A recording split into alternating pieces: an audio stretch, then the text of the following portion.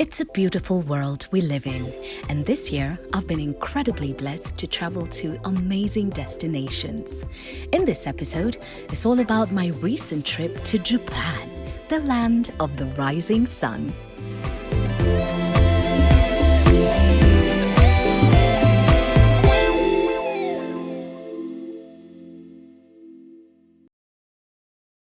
Hello and welcome to Sheila Lives Out Loud.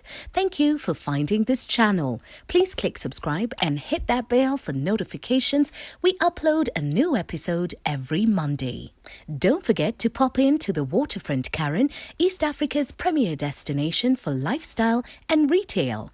Pop in for a super day out or set up shop with local and international brands that call the Waterfront Karen home. The Waterfront Karen. You've arrived.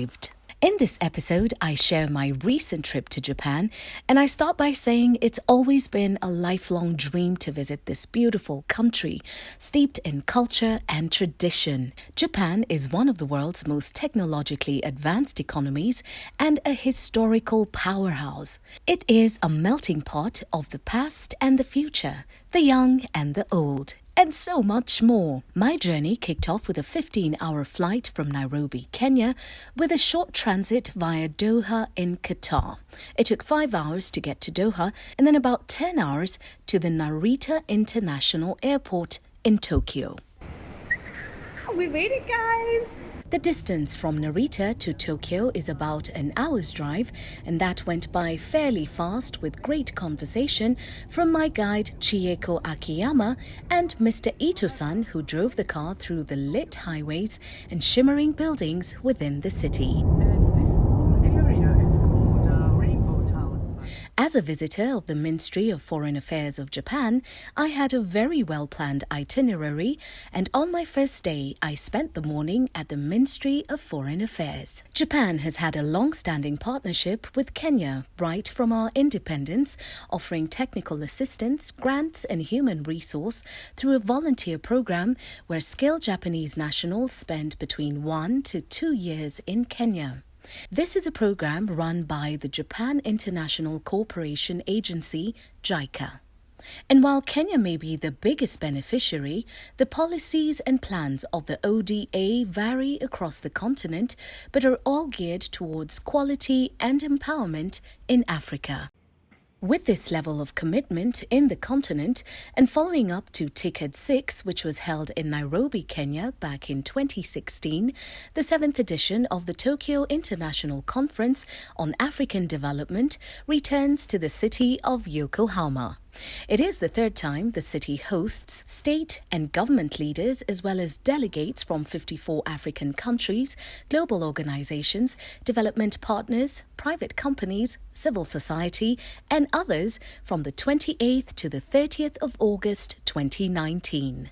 The Pacifico Yokohama, located in the scenic waterfront area of Yokohama, which is one of the largest convention centers in the world, is all set to host the summit. The theme for this year's TICAD 7 is Africa and Yokohama sharing passion for the future. And I got to visit the venue, the Pacifico Yokohama, and the Yokohama City Council to see how preparations were going. The city has got very elaborate plans for the conference, even as they get set to host it for the third time. Delegates from Africa can look forward to engaging conversations and reminders of home across the city. For instance, train stations across Yokohama shall each be assigned an African country, and the information about these countries will be displayed clearly for citizens of the city and visitors too to get to know more about these countries and the potential that exists for partnership, as well as general information on TICAD.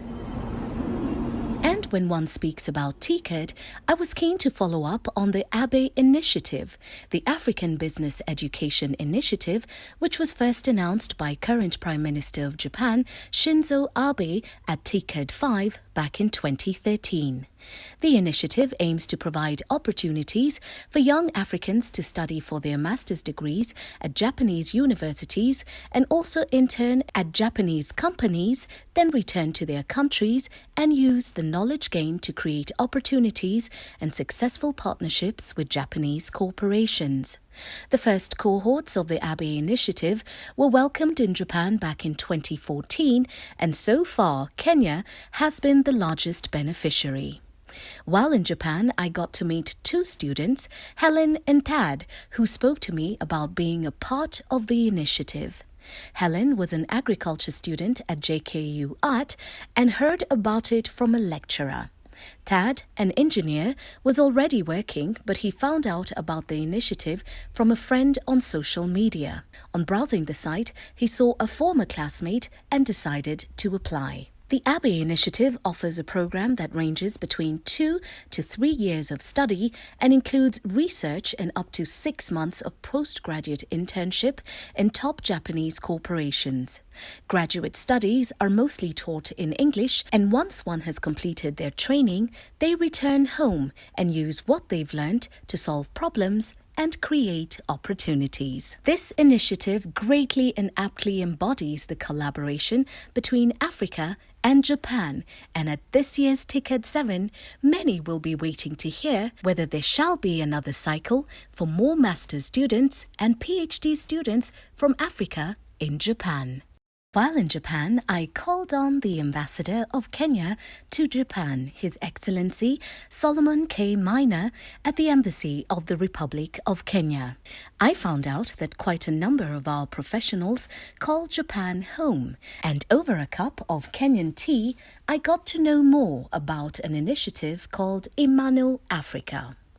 Imano Africa is an initiative organized by the African Diplomatic Corps, with the overarching idea being the 38 ambassadors of the ADC engaging in people-to-people diplomacy. It's a proactive approach to interacting with the Japanese citizenry in public spaces to let them know what Japan is doing in Kenya and Africa, and fostering a better understanding of what fora such as TICAD 7 are engaging in towards mutual cooperation and development. A very big thank you to Balozi and First Secretary for the chai and the chat. With less than a year to the Tokyo 2020 Olympic and Paralympic Games, the excitement in the city of Tokyo is electrifying. This will be the second time that the city of Tokyo will host the Games. Let's 55 is a day that marks a celebration and the official beginning of the countdown to the 2020 Paralympics and Olympics. And so I dropped by the Tokyo International Forum, which had citizens and sponsors interacting together with information on the 55 sporting events that athletes from all over the world will be participating in.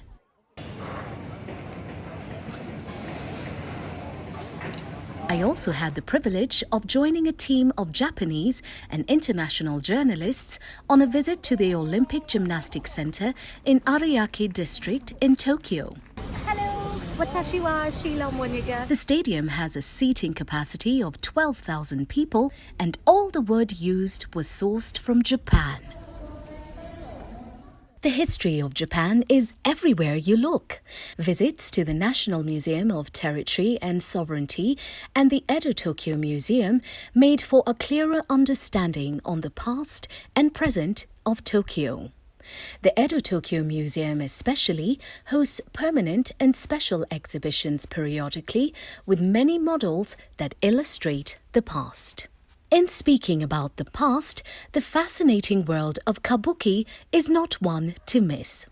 With a 400-year history, I was able to visit the National Theatre in Tokyo, where I watched the introduction to kabuki, Sugawara Denju Tenerai Kagami Kuramabiki, the fight over the carriage from Sugawara's Secrets of Calligraphy. I also watched the Boshibari, Battle Ideas for Saki.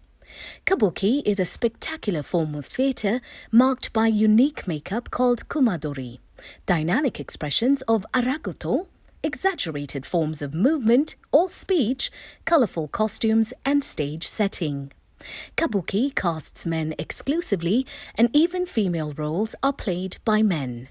Specific movements and moments of kabuki theatre incorporate elegant dances performed to the accompaniment of nagauta and narimono, musical instruments.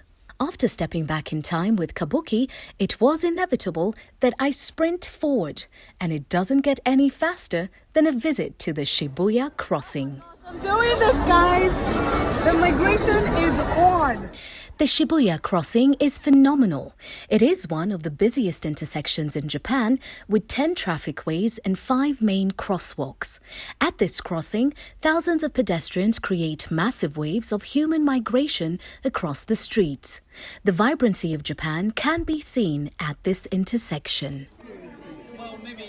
Now you know, with all this activity, a girl's gotta eat. I'm here with Akiyama-san, and we're about to have lunch. Known globally for sushi and sashimi, I had lots and lots of seafood, even for breakfast. I kid you not. I honestly don't think I've eaten that much salmon in my life. And food in Japan is taken seriously, very seriously. Food isn't just about subsistence. It must taste good, and it also must look good. Presentation of food is very important in Japan. I absolutely enjoyed sushi and sashimi from Sushi Zenmai Honten. It is the lead store of a chain of restaurants made famous by the owner, who famously bought a $1.5 million bluefin tuna. Yeah, $1.5 million. Where? There's lots of fish for sale. And sometimes people can just stand and order what you want.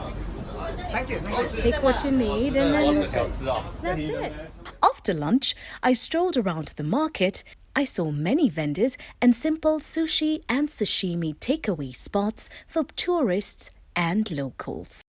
Over on Takashita Street in the Harajuku district, I hope to find the world-famous Harajuku girls. Where are you, Harajuku girls? I hear you got a lot of style. But sadly, I didn't find them, at least not on that day. But what I did find was the most kawaii, that's Japanese for cute, desserts. I enjoyed a crepe with strawberry and kiwi fruits and lots of vanilla ice cream to cool down. While in Japan, it's all right to enjoy your food by the outlet that you bought it from instead of walking and eating. The Harajuku district is known for all things cute, kawaii, from ice cream to shoes and clothes. But if you work up an appetite while on Takashita Street, not to worry, there are lots of international food eatery brands that are present and located there, as well as self-service sushi bars that are plenty to be found and make for lots of fun.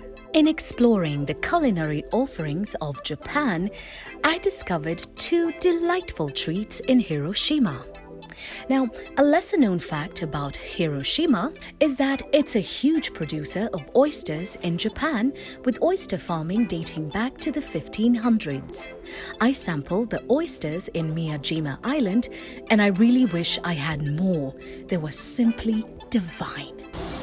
But that's not all. My second treat, while still in Hiroshima and waiting for a flight back to Tokyo, I enjoyed okonomiyaki. It's a type of pancake made with flour, eggs, cabbage, and a choice of other toppings that you like. This is all topped up with a yummy okonomiyaki sauce. I selected seafood and spring onions and absolutely loved every bite. Tamusana! Now, it's one thing to enjoy a meal and quite another to prepare it. My visit included a lesson in authentic Japanese cooking with Chef Miyuki-san. If you think it's tough eating using chopsticks, try cooking using chopsticks. But it was all good fun. Preparing the rolled egg dish, which is a staple in many Japanese meals, a little sushi, green beans, and miso soup.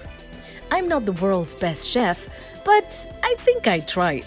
Even Chef Miyuki-san and her mama agreed. Now that's it for this episode. Remember to click subscribe and hit notifications so you don't miss part 2 of this incredible journey to Japan. In the next episode, we'll visit the temples, try out the kimono, and enjoy the tea ceremony. Until then, live out loud in all that you do.